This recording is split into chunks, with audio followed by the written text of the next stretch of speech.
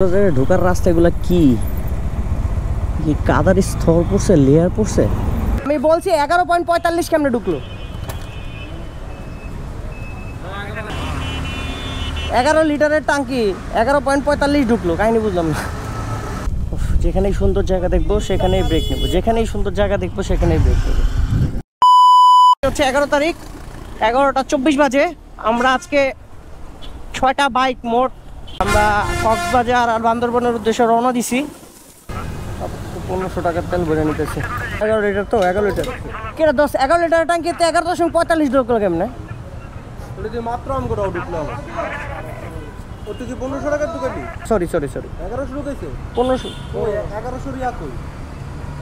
11 litre 45। আচ্ছা দাও। 1500 টাকার বটে। আমি বলছি 11.45 কেমনে ঢুকলো? 11 লিটারের টাঙ্কি 11.45 ঢুকলো, কাহিনী বুঝলাম না।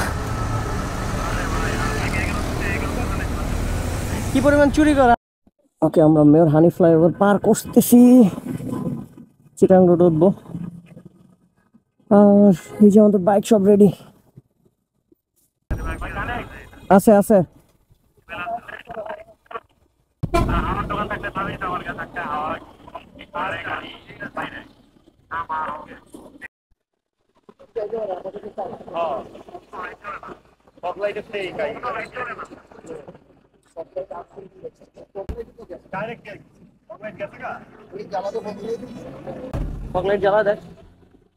প্রচুর পরিমাণ জ্যাম রাস্তায়, মেঘনা ব্রিজের পর হিউজ জ্যাম, মানে পুরা রাস্তা জ্যাম পুরোটা।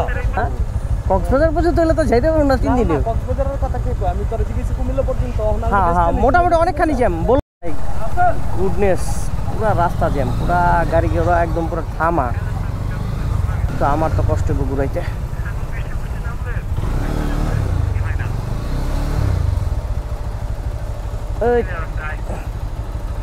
হইতে পারে কিছু একটা তো হইছে। হ্যাঁ, 3-4 কিলোর মতো পুরা জ্যামে আসলাম। তো মানুষজন সব নিচে আসতে। ওকে, ফাইনালি আমরা মায়ামিতে এসে একটা ব্রেক নিছি। মোটামুটি আমাদের আজকে যে 6টা বাইক, রাস্তায় কি পরিমাণ যে জ্যাম ছিল, প্রচুর পরিমাণ জ্যাম ছিল রাস্তায়, গাড়ির প্রেশার অনেক বেশি আজকে। ওকে, আমি তো এখন আছি আপাতত পিলিয়ন হিসাবে। রাস্তার ওই পার পুরো ব্লক, আর এই পারেও জ্যাম, কারণ কিছু ভিআইপি গাড়ি উল্টা ঢুকছিল। ঠিক চিটাগাং ঢোকার আগে আপনি মিরসরাইটা ক্রস করার পরে এই যে এই ভিউ গুলা, এগুলো হলো জোস। এই জায়গাটা আসলে খুব ভালো লাগে। আমরা প্রায় যদি আসি বাইক নিয়ে কোনো সময়, আমরা এই জায়গাটা থামি সব সময়। And what a view man, জোস একটা ভিউ। চালায় ফিল কি? চালাই সে ফিল না? হ্যাঁ, তাহলে এর এর আর কোন উড়া বুঝা। এই সাকিব 130 এ উড়ালে সাকিব এর পিছনে গায়েব হয়ে যায়। হ্যাঁ, সাকিব নাই হয়ে যায়। বেটা তুই কোরআন দিছ, তুই আর উঠতে চাই দিগলে। ওরে view, and this is the view from Karnaphuli bridge. আরে ভিউ, সকাল সকাল জোস লাগতেছে। অ্যান্ড আমাদের ফ্রেন্ডরা সবাই নামতেছে। 7টা বাজে আসছি, মানে 6টা 40-এ এসে পৌঁছাইছি হচ্ছে কর্ণফুলী ব্রিজে। সো কর্ণফুলী ব্রিজ থেকে এখন 7টা বাজে আমরা রওনা দিচ্ছি কক্সবাজারের উদ্দেশ্যে। আমি তো সারা রাত এইভাবে চালাইতে পারি নাই, মাত্র না একটু শুরু করলাম। 80 কিলো যাইতে তো 2-2.5 ঘন্টা উপরে লেগে যাবো, কারণ হচ্ছে যদি ওভারটেক না করে যাই আমরা এই রাস্তাটা। আমরা আসলে ব্রেক নিতে অনেক বেশি পছন্দ করি। আবার ব্রেক নিচ্ছি, আবার ব্রেক। যেখানেই সুন্দর জায়গা দেখবো সেখানেই ব্রেক নেবো, যেখানেই সুন্দর জায়গা দেখবো সেখানেই ব্রেক নেবো। ম্যান, খালি ব্রেক আর ব্রেক। শান্তিতে আছি। যতক্ষণ পর্যন্ত আমি মানে R15-এ ছিলাম পিছে পিলিয়ন হিসাবে, আমার অবস্থা 12টা হয়ে গেছে। এখন আমি খুব শান্তিতে রাইড করতেছি।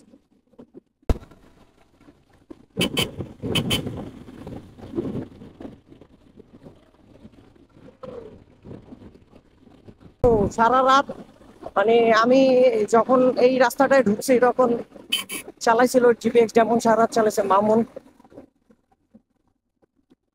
জোস জোস জোস একটা রাস্তা। এই রাস্তাটা আমার খুব পছন্দের একটা রাস্তা। এই জায়গার নাম কি? বটতলা। আমি অলরেডি এখন আছি হচ্ছে মানে অনেকখানি রাস্তা চকরিয়ার পরে ওরা হচ্ছে একটা দোকানে ঢুকছে যেখানে কাজ করতে হয়েছে। আমার ফ্রেন্ডের বাইকে প্রবলেম ছিল, একটা মাঠগাট খুলে গেছিলো, ওইটা ঠিক করার জন্য ওরা দাঁড়াইছে। সো আমাকে ডাক দিয়েছিল যেহেতু আমাদের ইন্টারকম কানেক্টেড না, আমরা মাঝখানে পিলিয়ন চেঞ্জ করছি, ড্রাইভার চেঞ্জ করছি, দ্যাটস আমি মোটামুটি 10-15 কিলো সামনে চলে আসছি। তো এখন ওরা বাইকের কাজ করাবে, আমি একটু সামনে যেয়ে একটা ভালো প্লেস দেখে দাঁড়াবো, তারপর ওরা আসলে দেন একসাথে যাবো।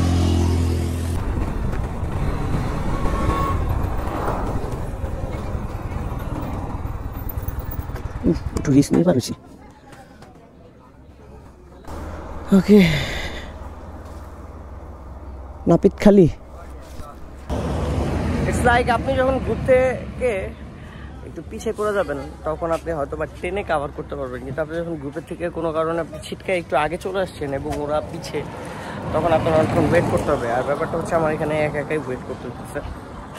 আমি যে কটা বাইক ছিলাম সবগুলো বাইকই থামছে।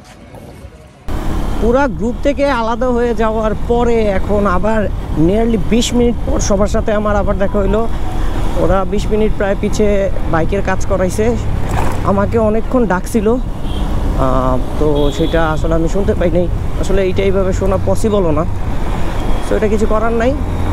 তো এখন ওরা আসছে, আবার আমরা একটু টুকটাক রেস্ট নিয়ে তারপর আমরা এখন আবার রওনা দিছি। এখন এখান থেকে কক্সবাজার আর মাত্র 35 কিলো। আর যতটুকু শুনতে পাইছি, আসলে আসার আগে শুনতে পাইনি, আসার পরে শুনতে পাইতেছি যে কক্সবাজার নাকি ডুইবার হয়েছে পানিতে। আই ডোন্ট নো মানে কি হয়। যত কাছাকাছি যাচ্ছি আর বৃষ্টি পাইতেছি এই প্রথম, মানে একটু বড় বড় ফোঁটা পাইলাম। এখন এরপরে রেনকোট পরতে হবে কিনা আমি সেটা জানি না, বাট পৌঁছায় তো গেছি। 38 কিলো দেখছি অনেকক্ষণ আগে হয়তো। ভাই কক্সবাজারে ঢোকার রাস্তাগুলো কি কাদার স্তর পড়ছে, লেয়ার পড়ছে, মানে এত পরিমাণ কাদা কেন বুঝতে পারতেছি না। এটা আসলে কি কাদা তো বোঝা যাচ্ছে, মানে এইরকম কাদা কেন? যে কোনো সময় চাকা স্লিপ করতে পারে, একটু 19-20 ব্রেক হইলেই চাকা। হ্যাঁ, ভিউটা তো এইবার নিতে পারতেছি না মনে হচ্ছে এত গাড়ির জন্য। আমি জানি না মানে কতটুকু আসতেছে। এই পিছের চাকার ব্রেকই ধরতে পারতেছে না, পিছের চাকার ব্রেক ধরলেই বাউলি মারতেছে পিছে।